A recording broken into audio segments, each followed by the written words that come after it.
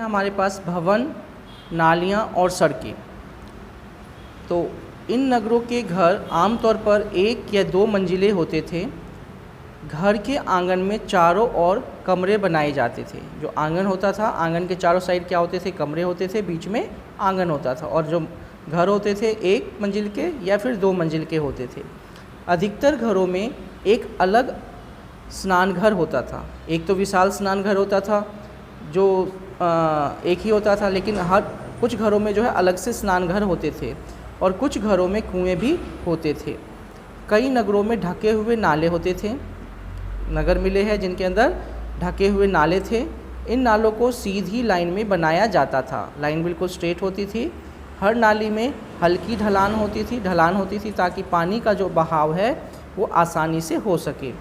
अक्सर घरों की नालियों को सड़कों की नालियों से जोड़ दिया जाता था। जो घर की नाली होती थी और जो मेन सड़क की नाली होती थी उससे जुड़ जाता था ताकि पानी जो है वो रुके नहीं बीच में और आसानी से निकल जाए, जो बाद में बड़े नालों से मिल जाती थी। फिर वो जो सड़कों की नाली होती थी वो बड़े बड़े नालों से मिल जाती थी और सारा पानी जो है एक सिस्टम के थ्रू निकल जाता था।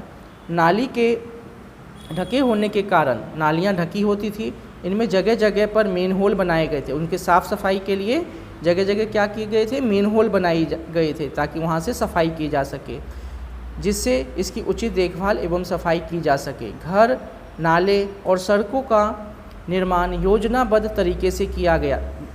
यानी यहाँ पर जितने भी घर थे, नालियाँ थी, सड़कें थी, वो योजना के तहत, ये नहीं कि किसी ने कहीं भी बना दिया, ऐसा नहीं था। वहाँ पर पूरे सिस्टम के तहत और पूरे तरीके से लाइनें, जो गलियाँ थी बिल्कुल सीधी होती थी, नालियाँ सीधी होती थी, ढकी हुई होती थी। साफ़ सफाई का बहुत ज़्यादा ध्यान रखा जाता था।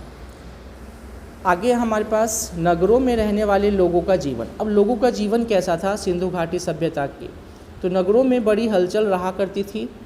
यहाँ पर अनेक शिल्पकार रहते होंगे जो अपने घरों पर या किसी उद्योग स्थल पर तरह तरह की वस्तुएं बनाते होंगे। ये कह रहा है कि यहाँ पर शिल्पकार वगैरह रहते होंगे नगरों में, जो क्या करते थे? चीज़ें बनाते थे, उन पर तरह तरह के डिजाइन्स बनाते रहते थे।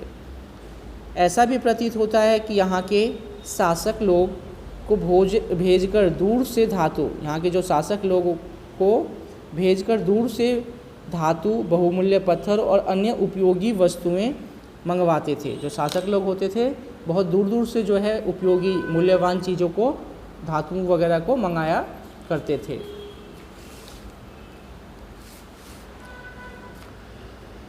ऐसा भी संभव है कि शायद शासक लोग खूबसूरत मनकों तथा सोने चांदी से बने आभूषणों, जो खूबसूरत मतलब ज्वेलरी वगैरह बनाने के लिए मनकों का यूज होता है, सोने चांदी का, तो इनसे बने हुए आभूषणों जैसी कीमती चीज़ों को अपने पास रखते होंगे। इन नगरों में लिपिक भी होते थे। लिपिक का मतलब जो लिखने वाले होते थे उनको क्या कहा जाता था? लिपिक। जो मुहरों पर लिखते थे। जो मुहरे, जैसे आज के समय में हमारे पास क्या होता है, सिक्के वगैरह होते हैं, तो उस समय में क्या होते थे? मुहरे होते थे जो धातु वगैरह के बने होते थे, सोने चांदी के या फिर तांबे के बने होते थे। उन पर लिखने का काम ये लिपिक करते थे और शायद अन्य चीज़ों पर भी लिखते होंगे। मिट्टी के कई खिलौने भी मिले हैं।